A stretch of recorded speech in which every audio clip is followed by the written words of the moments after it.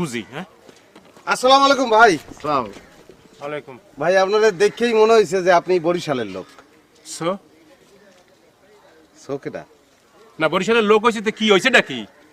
না না ভাই, আমার বাড়িও বরিশাল তো। হ্যাঁ। তো ওখানে গেছিলাম, ওই যে আপায় শুটিং করতে আছে দেখানোর লিগে, তো দাওয়াই দিলে তো চলে যেতেছি। আপনার বরিশালের মানুষ দেখে একটু ভালো লাগলো।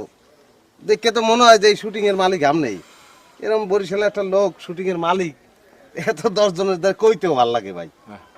তা আপনার দ্বারা একটা আবদার, যদি একটা অটোগ্রাফ দিতেন আপনি। অটোগ্রাফ?